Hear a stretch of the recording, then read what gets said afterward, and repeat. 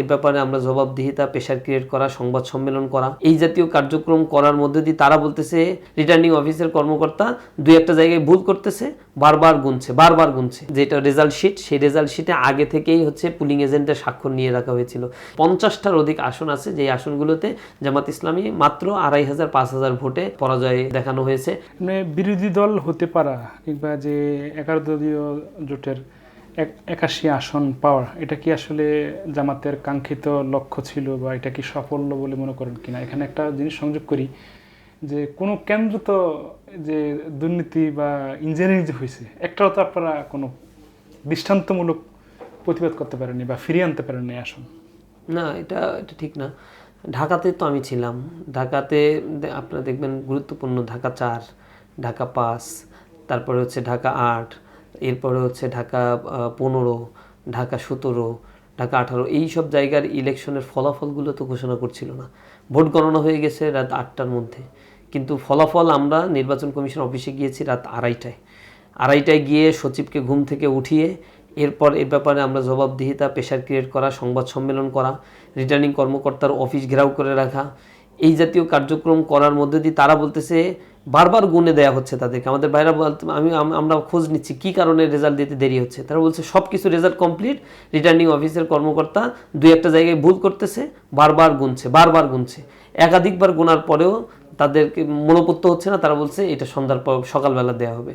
তখন আমাদের পক্ষ থেকে বলা হয়েছিল রিটার্নিং অফিসের কর্মকর্তাদের আপনারা ওইখানে অবস্থান করেন এবং তারা যতক্ষণ পর্যন্ত এই ফলাফল ঘোষণা না করে ততক্ষণ পর্যন্ত এই জায়গায় স্থান ছাড়া যাবে না। সকালে ঘোষণা দেয়া মানে ট্রাপে ফেলা এবং রেজাল্ট পাল্টে দেওয়া। অসংখ্য অভিযোগ জামাত ইসলামী দায়ের করেছে, অসংখ্য জায়গায় ভোট গণনার ব্যাপারে আবার পুনর্গণনার ব্যাপারে হাইকোর্ট রায় দিয়েছে, ইতিমধ্যে অর্ডার দিয়েছে।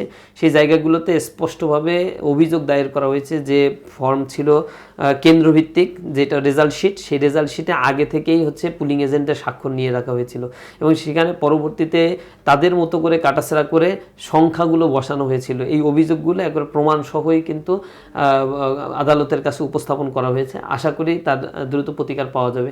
এ ব্যাপারে আমাদের পক্ষ থেকে যথেষ্ট পরিমাণে উদ্যোগ নেওয়া হয়েছে এবং যে ভোট কারচুপিগুলো হয়েছে এবং সন্ধ্যার পর বা হচ্ছে ভোট গণনার সময় প্রথম দিকে ভোট যখন গণনা হচ্ছিল জামাত ইসলামী, বিএমপি, 11 দলীয় জোট এবং বিএমপি একবার সমান্তরাল আসনগুলো পাচ্ছিল, কিন্তু হঠাৎ করেই মিডিয়াগুলো সব নিউজগুলো পাল্টে দেওয়ার চেষ্টা করলো। হঠাৎ করেই ভোট গণনার ক্ষেত্রে প্রিজাইডিং অফিসারদেরকে, পুলিং এজেন্টদেরকে সব বের করে দেওয়া হচ্ছিল। প্রশাসনিকভাবে একটা ভালো ধরনের একটা তৎকালীন সময়ে তখন করা হয়েছিল যে আমরা রেজাল্ট দিচ্ছি, 20টা কেন্দ্র এখনও বাকি আছে গণনা, এই 20টা কেন্দ্রে একসাথে ফলাফল দিয়ে দেওয়া হবে। একসাথে দেখা হয়েছে আগে যারা এগিয়েছিল 20টা কেন্দ্রে দেওয়ার পরে তারা আবার পিছিয়ে গেছে। এরকমভাবে ম্যানিপুলেশন করেছে এবং 50টার অধিক আসন আছে, যে আসনগুলোতে জামাত ইসলামী মাত্র 2500-5000 ভোটে তাদেরকে পরাজয় দেখানো হয়েছে এবং বিদেশ থেকে যে ভোটগুলো এসেছে সেই ভোটগুলো অধিকাংশই একটা বড় অংশ বাতিল করা হয়েছে। এরপর প্রবাসী ভোটারদের একটা বড় অংশের সাপোর্ট ছিল জামাত ইসলামের প্রতি। প্রবাসী ভোটারদের ভোট কাস্টিং পরিমাণ মারাত্মক লেভেলের কম। এখানে যারা অ্যাম্বাসেডর দায়িত্ব ছিল বিভিন্ন জায়গায় তাদের চূড়ান্ত উদাসীনতাও লক্ষ্য করা গিয়েছে। চারিদিক থেকে আমাদের কাছে কমপ্লেইন আসছিল। তো সামগ্রিকভাবে আমরা এই জিনিসগুলো লক্ষ্য করেছি এবং জাতীয় যে জিনিসগুলো দেখেছে কীভাবে পুরো রাষ্ট্রযন্ত্র এবং ইন্টারিম গভর্নমেন্টের মধ্যেও কিছু দোষর ছিল যারা পরবর্তীতে স্বীকার করছে যে জামাতকে তারা ক্ষমতায় আনবে না, এটা বিএনপিকে তারা পরিকল্পিতভাবেই ক্ষমতা এনেছে। সংসদে বসে একজন পার্লামেন্টারিয়ান বলছে যে ডক্টর ইউনূস লন্ডনে গিয়ে ট্রফিটা হাতেই ধরাই দিয়ে আসছিল, বর্তমান যিনি প্রধানমন্ত্রী তার হাতে ধরিয়ে দিয়েছিল কবে ইলেকশন হবে এবং নেক্সট ইলেকশনের পরে তারা বিজয় অর্জন করবে। এই জাতীয় বিষয়গুলো কিছু ক্ষেত্রে ইন্টারিম গভর্নমেন্টের ভিতরে লুকিয়ে থাকা যারা উপদেষ্টা ছিল তারা আগে থেকেই আসলে এরকম একটা পরিকল্পনাই সম্ভবত করে রাখছিল।